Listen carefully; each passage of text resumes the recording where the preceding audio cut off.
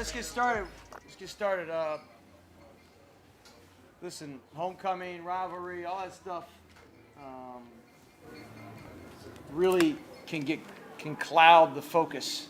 A big crowd, right? Maybe we don't have that crowd every night. I think Greg's done a great job with crowds the last handful of years, but we don't have that every night, right? So all those things are small variables and factors that can get you off balance and unfocused or right, where you're not worried about the right things. And I think that as different as we are, and we had, this morning Coach Chavis and I watched, or maybe yesterday, watched every made bucket against Delaware last year.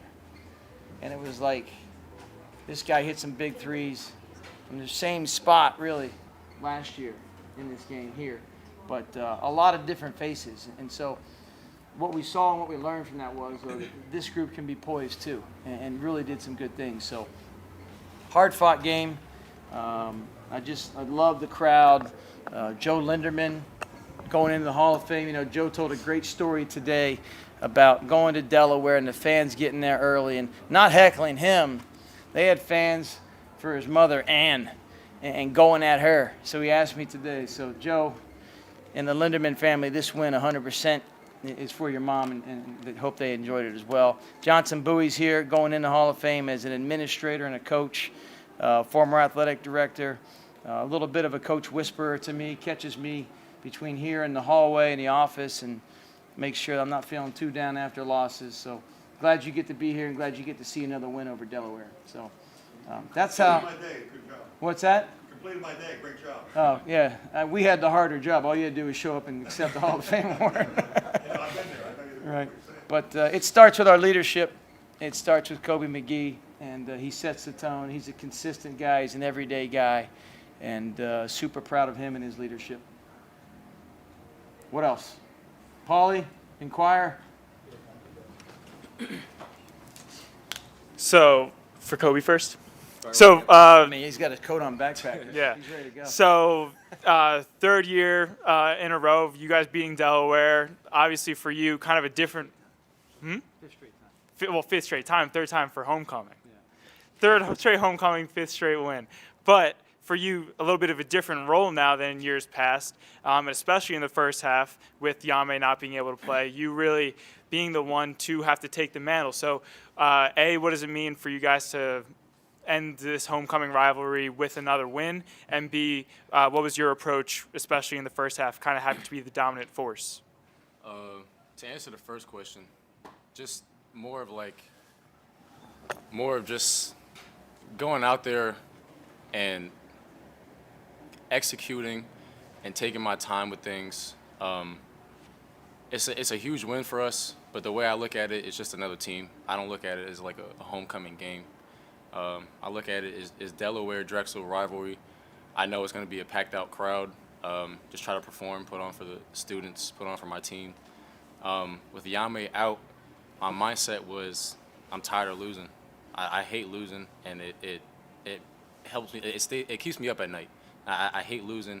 So coming out, hitting first, setting the tone for my guys, especially ones that come off the bench coming into the game, talking them through the game, especially with Cole. I was telling Cole, when he gets the ball down low, just to go to work. Like, when he gets the ball, we don't look for him to pass it out. We want him to go score. So just setting the tone for our guys and leading them through victory.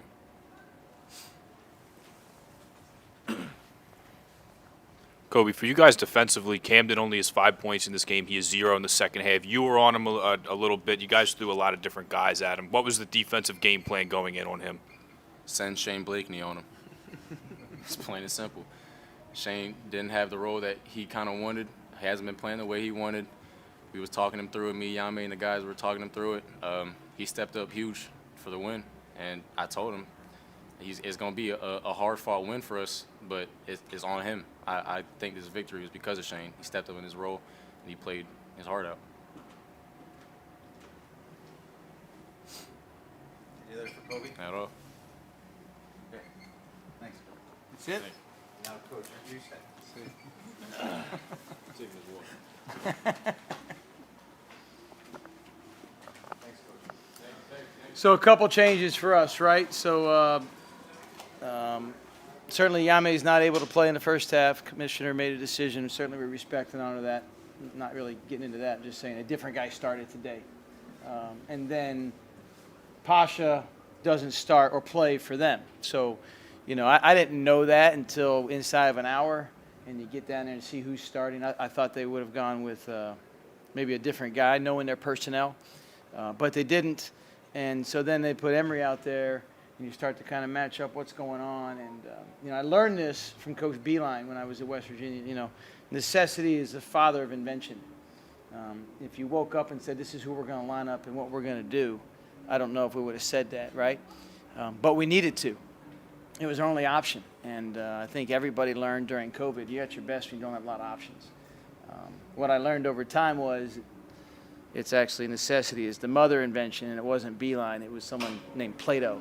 So whoever you choose to go with, I think Plato's had a pretty good career as a philosopher. But we needed to do that. We had to adjust, right? And I'm just proud of the guys. I thought Victor Panoff, he does so many simple little things that maybe don't get credit. We had a couple of loose basketballs in the first half, and one even at Northeastern that kind of bothered us as a staff. I didn't think Vic was going to – I knew Vic was getting that ball. I thought there were a couple 50-50 balls. He jumped on it. The guy jumped on top of us. Got a little bit of a football game there. But I thought he set the tone. Also, 7 rebounds, some of those deflections to keep the ball alive on offensive board. And then he handles the double so well. He really handled the double well. He passed out of it. I thought offensively we looked pretty poised. I think Martin threw a lot of different looks at us. They doubled the post. They guarded ball screens differently. They played zone. We had a couple different wrinkles for zone. So as frustrated as I was how we did some things on Thursday, I'm really proud of the guys today. Quick turnaround.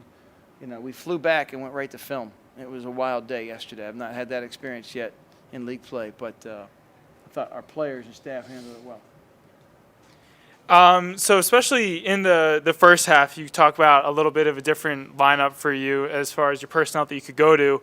And it seemed like you guys were playing with a little bit more of an intentional pace in the beginning, and it helped you guys kind of get downhill a little bit more and attack the basket with a little bit more success than I think you guys have had at times this season. So was that something that you would have game planned anyway, or was that a personnel thing? Or that wasn't. Yame's out. We got to play quicker.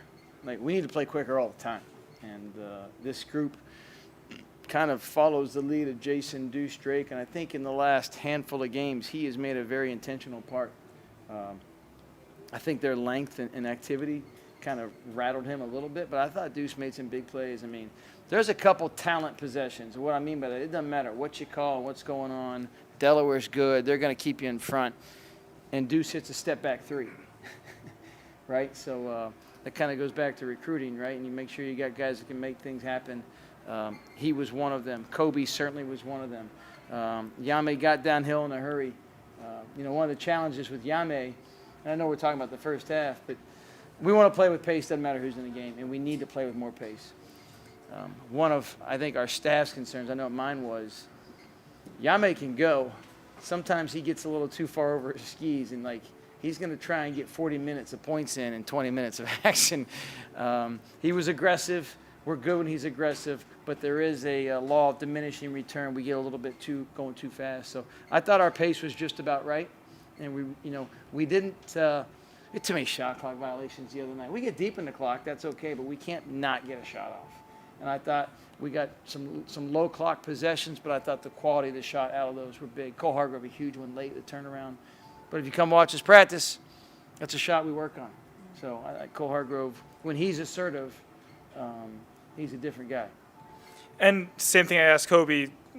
Drexel Delaware game has been a mainstay and a big game that students get up for and the whole Drexel community gets up for. So in the last iteration of that here at the DAC, what is your sentiment around it? I want to beat them every time we play them. It's a shame that they've made the decision to change conferences. We're trying very hard to get them to continue the series. So I hope that they'll return that call and be serious about it. But we love playing them. I think it's great for the community. It's great for the region. And, we should play. It's the right thing to do. Coach, I'm going to ask you the same thing I asked Kobe. Camden, 5 points for the game, 0 in the second half.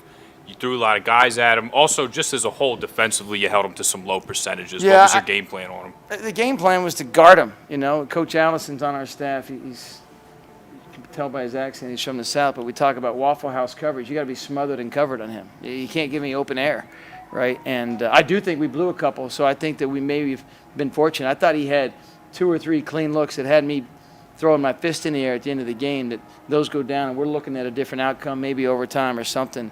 Other than that, I thought we were pretty good on him. And I thought multiple guys, but I think the person who carried the majority of the assignment was Shane Blakeney. And that's where these stats are misleading. You can't look at them like, get out of here. Shane Blakeney has 4 points and misses a couple shots. Come on, that dude was maybe the most valuable player in the game today. It's always going to be different people, right? We say it all the time. It's in the locker room. We got alumni from all over, you know, people from different eras, guys that played for Coach Harry and guys that played for Brew, a couple guys that are, you know, played for us. And we say sometimes you, sometimes me, always us, and they're signing that wall. And today's a perfect always us example. Skevan Vanderhorst got downhill, made a couple big plays. So it's good. It's a good locker room. All right, thanks, guys. Go Eagles. What time is the game tomorrow? 3. 3? All right.